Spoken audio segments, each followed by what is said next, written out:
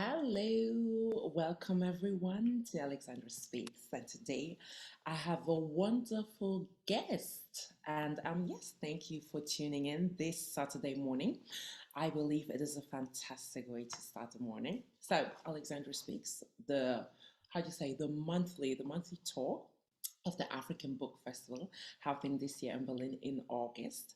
So, in order to shorten the wait a little bit, in order to have people get an idea of what kind of fantastic, amazing writers we will have this year, we'll have a talk every month with each one. So this is the product of it. And today I have the wonderful Maneo Mohale. I am so happy. First of all, welcome. Hello, good morning, and how are you? Good morning. I'm super good. Very excited to be here to talk to you. So thank you. I love it too that you're here. And today we'll be talking or focusing about this, your wonderful award-winning piece. Everything is a deathly flower. And the price that you got for it, because we were already wondering how it is pronounced correctly, but it's the Glenna Lushai Prize for African Poetry. Congratulations to that, first Thank of you all. very much. Thank you. Thank you. Nice. That was a big honor. Yes. Mm. Great, great, great. So let's just get into it. So, poetry, language, that's all that we're going to talk. Not all, but that's our main topics that we're going to talk about at the book festival as well. And today, like, I want to understand a bit about, first of all, which languages do you speak? I speak, my mother tongue is Sesotho, Southern Sotho, Hmm. and the language that I inherit from my mother is Zulu. So those are the two languages I speak. English, which is the primary language of I suppose my work. I write in English primarily, though I play around with English as much and I try to subvert it as much as I can. But yeah, and Afrikaans, I suppose, as well. Oh, Speak. wow. So could you say in Susutu maybe, hi, this is my name. I'm here today talking to Alexandra. Welcome, everybody. Thanks for joining in. Something like this. Sure. Dumelang, lebitso la ka ke Maneo Refiloe Mohale, and I'm very happy. I suppose that's that. It's like I'm very shy about it now. Oh, it sounds beautiful. It sounds beautiful. I just want to have an idea how it sounds because I mean South Africa has so many different languages, and then I think like it's important for us to get a little bit of a feel to be more exposed to the variety. So therefore, thank you for introducing. And then you said, yeah, you chose English as your main writing of your work. Why? Have you Well, ever that's a considered? complicated question, don't you think? Gosh, I think. Yeah, goodness. I mean, I'm very much a child of the very influential uh, what debate and argument between I mean like I suppose I'm on Chinua Achebe's side around that the English that I use is African by it being mine, but it would be naive to say that my use of English isn't coated and colored and soaked in the legacy of colonialism in this country. And I'm very much being a 1992 child, just before 94. I'm part of a generation of young Black people that perhaps were entered into and pushed into white spaces. Not the first wave at all, but I have a complicated relationship with the English language because I learned English as a way to, because I love English, of course, it's a beautiful but complicated language, but the legacy of assimilation, I suppose, and it's soaked in that. There's so much to say, but yeah, I don't know. English is the language that I dream in, and that's something that makes me very sad, I Mhm. suppose. But I also, as someone who uses the English language to write myself into the archive, see myself, it, I grapple with it as a tool rather and an inheritance rather than a burden, maybe. I don't know. There's lots to say. Mm. Wow, thank you first of all to explain all these kind of facets and things that go through, because I was just thinking the language that you dream in, and I was like thinking, oh, that's very interesting, because someone once asked me as well which language you I dream in, whether it is German or Cree or any other language, and for a second I couldn't even pinpoint immediately, and when you said as in you how you see English, or when you said English is a beautiful language, and I thought like, oh wow, yeah, have I've actually thought about it, because like depending where, first of all, obviously the historical background to it, but then also the general usage. So I think it's a mixture between being practical as a way of just communicating as Mm. we are doing right now, because otherwise what other language we speak in this sense, and Mm. it helps us in this way, it connects us, I feel. So Mm. I love the way how you describe the different elements, what that language means to you in that sense. Have you ever thought about writing poems or anything else in your mother tongue? I have, but I'm very self-conscious about it. And I think I experience an incredible amount of shame still at my lack of a mastery, the same sort of mastery that I have, which, I mean, which is debatable, right? But I think that my use of the English language is quite queer in terms of the traditions that I inherit and the people that I read and the people that I'm most influenced by, in that I love to subvert and play and break open and let light in. But I also want to kind of come back to the idea that, yes, English is a beautiful language, but I think that it's so also quite limited. I think when I speak to my people, I like to talk about English being a poor language sometimes. That the poverty is not in its, and I'm being very careful about my use of poor and poverty. But I think that the gaps and the violences, I think, of English understandings of the world leak into the language. And it's very difficult to kind of unhook. My work as a poet is to kind of delaminate a word, to look at it and its current use, to think about, to really think about its impact, its history, its lineage, its etymology. But then it's also about playing. I think my approach to the English language is very playful too. And empire is also something that I like to poke fun at as much as I can try to. Something so large and totalizing sometimes in its influence. But I like to point at and wink at empire, especially in my book, which I try to do a little with the poem names and the use of Latin and all of that. Yeah. Do you know, Maneo, it's like I can listen to you forever, because I like how you use it. The way you use your English indeed is very masterful. You have a very poetic way, however, very academic, very analyzing, very revealing about your thoughts. And Lidudu Maningani said about you that your command of the language, about emotions and politics, apparently very few possess that kind of skill set, especially with your age. And I see what it means when I listen to you, and what kind of new insights that you reveal. I love it. See, I told you, tune in on Saturday morning. It's just a great way to start. Lidija was also very kind to me also in that sense. But I love that review very much because he took a lot of time to try as much as possible to be fluent in the language that I was trying to put forward. And I absolutely love the work that he's doing as the curator of this upcoming festival. It's very cool. He's a cool guy. Yes, everybody should come. It's just going to be a festival. So, moving forward to your work, everything is a deathly flower. You have the book with you, haven't you? I do, yes. It would be weird if I didn't, don't you think? It's like straight. And it is I like the cover, I like the colors, and it's very very nice choice of the cover book, by the way. I just like it. And then the topic about it, probably you could tell a bit more about it, but however, I feel like it's a very serious topic, queer sexual abuse, survivorship, sexuality, and then the poems alongside, where It has been described by one review as partly a prayer and partly a balm for the survivors. So, first of all, it's a very sensitive topic in general.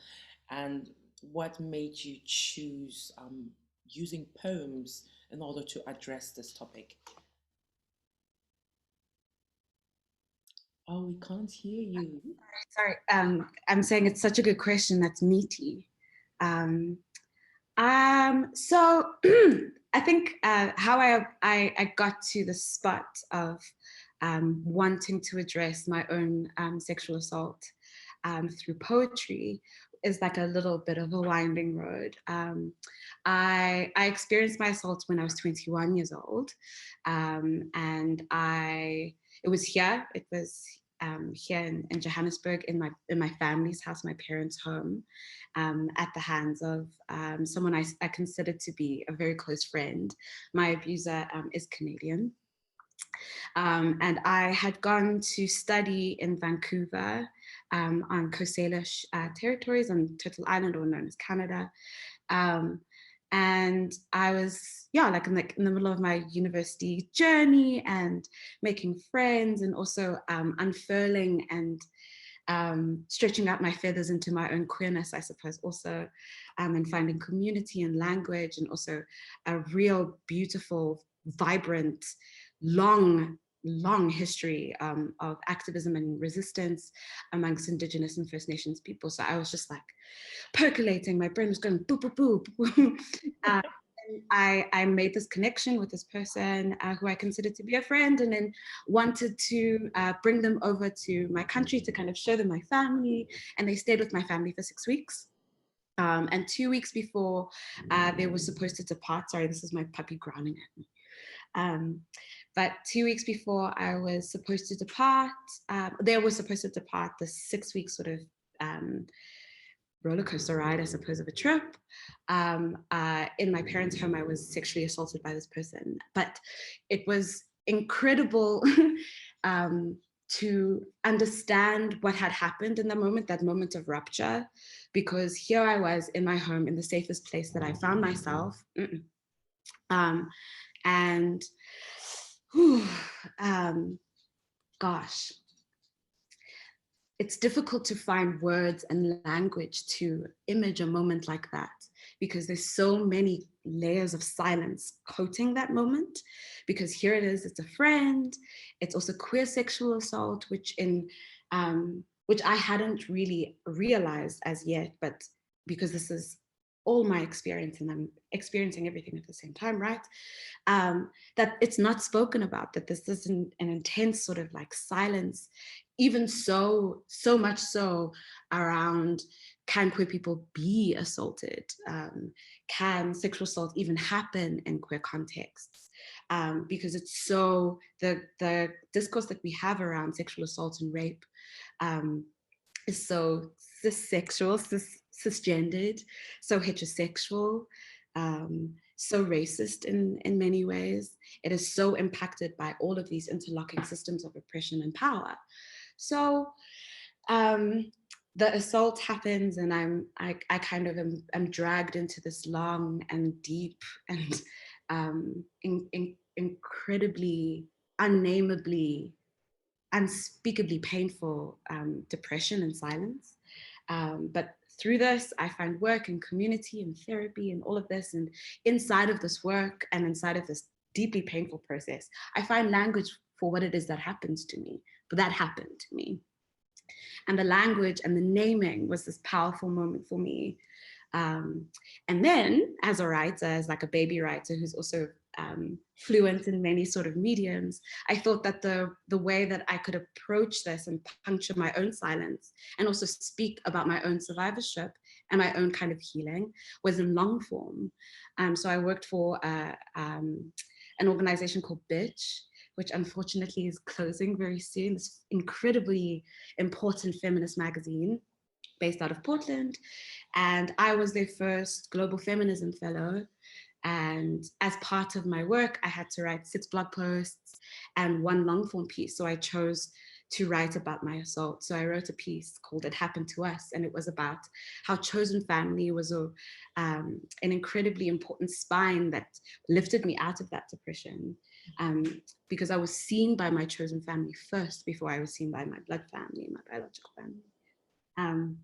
And they were the ones that gave me the first sort of the gems of belief that are so important, and was so important, literally saved my life, to have people that looked like me and loved me and knew me and named me, to believe me, firstly, and also that this was someone that was also inside of their community. So there was an incredible rupture that happened. So yes, I published this long form piece, this essay, and the response was incredible, but also what I started to understand was the limits of language inside of a sort of a medium that places great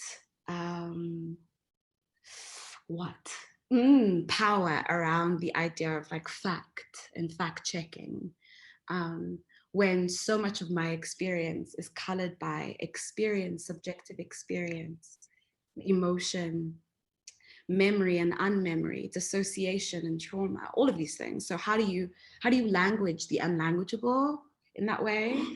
And I tumbled into poetry, and one of the first collections that actually felt like it held me so beautifully was Leo Horlick's collection.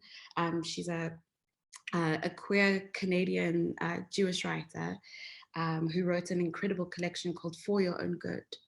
And it was the first time I encountered poetry about queer sexual assault, because Leah, being herself a survivor of sexual assault in a queer context, she gave language. And what was also incredibly like to me about that first collection was that not only was it poems or like writing about a very important topic, about puncturing a silence, about queerness and survivorship and sexuality and race and all of these things, and trauma, there were actually really fantastic poems that I could find endless kind of layers and skill, I suppose. And then I was like, okay, at the intersection of always wanting to show off, because this is me, I know this about my personality, like I love showing off, I love it.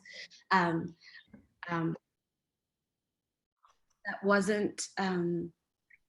wasn't just about my individual experience, what I was feeling. It wasn't just about what happened in this room. To me, I felt connected in trying to write it through poetry, to an entire matrix of power that I wanted to kind of reveal, but also root in my own experience, so that you care, I suppose. I'm talking a lot, but yes.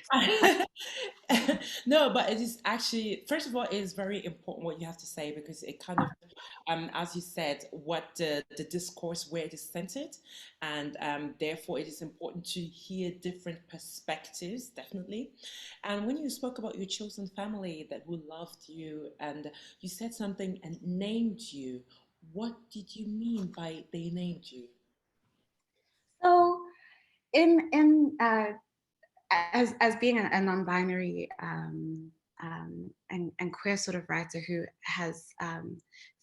is held and holds queer and trans communities over many sort of geolocalities and like spaces and places and countries, names are important, so important.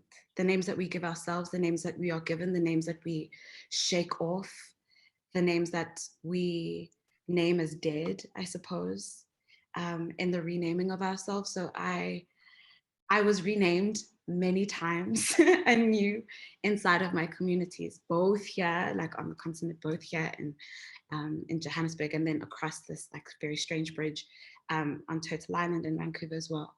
So I suppose in a literal sense, yes, I was given new names, like nicknames and pet names and real names inside of my communities, but also the naming of also how I named myself as a survivor, and the language around that also, that you notice in my book that I don't call myself victim, I call myself survivor.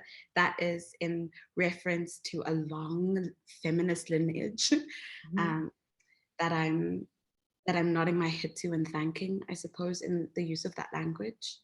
Yeah, in a literal sense, yes, but also in like a deeply spiritual sense too. The names that I gave myself, there's a poem in my book called 16 Days of Activism, as like a wink and a to the 16 days of activism that happen here in this country.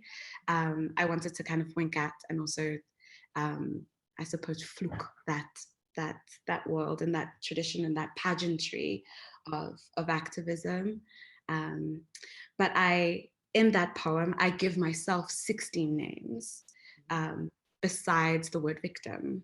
And I think in a list poem like that and numbered poems like that you can play, I was very much inspired by the work of queer and trans poets like Danae Smith, whose alternate names for Black Boys is also an incredibly powerful poem that plays around with language and meaning and the edges of meaning about what a name can be, what we consider a name. So yeah, I don't know if that answers your question, but yeah. It answers my question very much in terms of even how much emphasis we put on names, and it also describes in which position are we that we will consider how we are named or not. So that kind of also shows or portrays the sort of privileges one is and one is not. One is not. So, speaking of poems, maybe you could read, just give us a just short peek to see through to what you like, basically a poem. Yeah. Sure. Actually, let me read this one. Let me read my names to you. Okay. So let me see what it is that I mean. Maybe. One can only hope, Robin. Okay. Please excuse me while I fumble with my own book. Okay, 52. Okay. So I'm reading from Everything is a Deathly Flower, and it's loud cover. This was made by very, very good friends of mine, Backroads, Wade Munsumi and Som Kelebed, the cover. But yes, this is 16 Days of Activism, or my therapist asks me for another name besides victim. 1, fever vase. 2, this kneeling tongue. 3, anxious gift and unwilling offering. 4, lidza. 5, boy hiding a girl, hiding a boy under a rib. 6, mistress. 7, both Luatla and Luatle. 8, blood blossomed archive. 9, two-hearted country. 10, Mbokoto's opposite. 11, second and last blade. 12, grandmother's unstitched scandal. 13, Zilani. 14, a sharper knife than allegedly. 15, metamor. 16, one who carries their lover in their name. It's a fun poem, isn't it? It was a very, very, very strong poem, especially when you described the notion of names and naming and having or being forced through what you experienced to choose a name because it was important, I think, as means to survive. And what I also noticed about your writing, that sense when I see you speak with what kind of joy, how passionate, and in the sense of how centered you are when you speak, it is a great tribute to survivorship in general for a diverse set of traumas. And I am so, so, so happy that you've been able to overcome this in a way that it has so much collective impact because I think your work, even seeing you, hearing you speak, is definitely a light in so much darkness that it is unimaginable for a lot of people. So therefore, thank you so much, and I'm so much looking Very forward generous. in Thank August. So much, honestly, you are a spark of joy. And you. even the first time when we spoke prior to that, I thought, wow, Oh, wow, you were truly blessed in that way that you have this gift to shine like a sun on other people, and therefore, wow, I'm truly, truly, truly impressed and amazed. thank you. And I would like to know what amazing people like you read now and then, Oh, so God. that Yes. yay.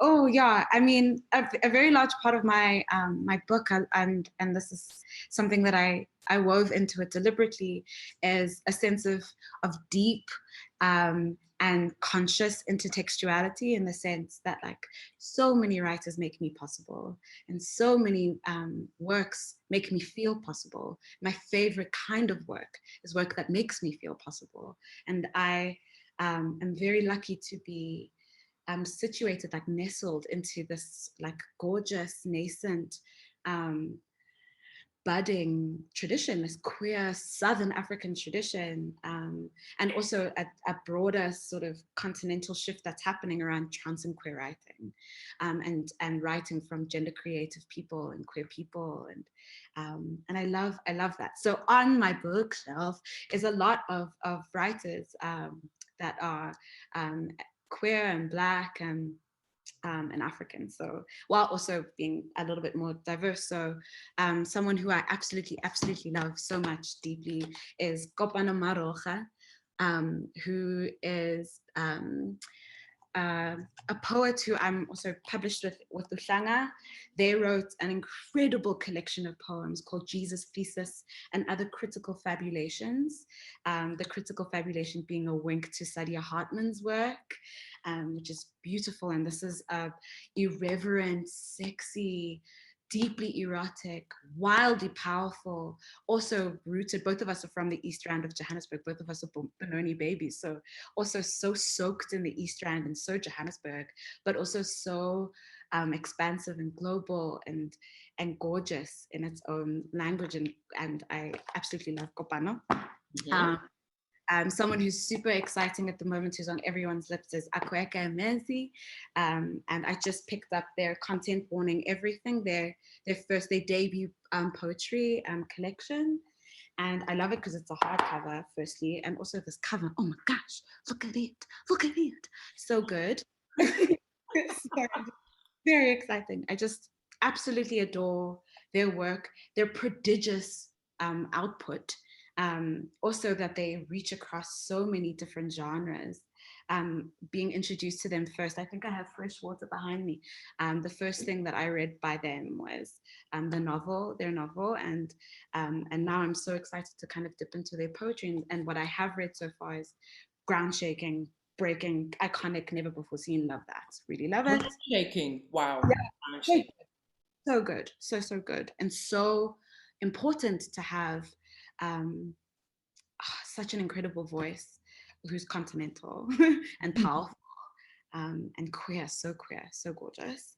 And then Nakane, who's a South African non-binary writer who's based in the UK at the moment, but deeply South African, wildly Eastern Cape roots, and wrote an incredible novel called Piggy Boys Blues, published by Blackbird Books, and was one of the first books that I found that was South African and queer, that dealt head on and beautifully in incredible language and with stunning clarity, also about queer sexual assault.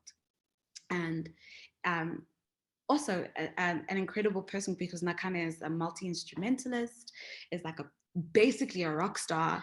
And I love that I love that I have Nakane's literature in my life that is so shaped. And one of their quotations is an epigraph in my book. So there's ties there. I was lucky enough to be a discussant for Makhosazana Xaba's new book called The Art of Writing, the Art of Waiting for Tales, which is really cool in the sense that Mama Makhosazana has created an entire collection of found poetry and based from a single source. And the single source is Barbara Boswell's novel, also an incredible South African writer, Barbara Boswell's novel, Grace. So it's very cool to kind of watch these relationships form in this literary sort of published sense, and this beautiful relationship between women. And incredible writers in their own right. And I consider Mama Xaba a guiding light in terms of being a powerful feminist literary voice, Black feminist literary voice. Wow. So guiding light. So you have ground shaking, guiding Mm. light. That is amazing. There is quite a few things that one could read to get tuned in for this summer. Oh, it was so amazing. Unfortunately, we are already at the end, but then I think we have given the people a teaser of what to expect when they show up in August 26th to 28th. Yes, so be there. Maneo, thank you so much. It was a true delight.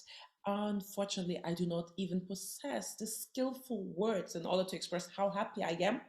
Oh, I will research, and then when I meet you in August, I might have my own poem. I love it. I love it. I love it too.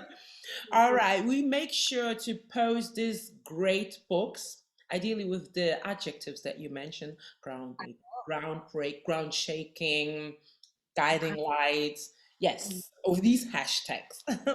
So thank you so much. Have a wonderful Saturday. And thank you for everybody who tuned in. I hope you loved it and enjoyed it as much as I did. So take care and be happy. Have a nice weekend. Bye.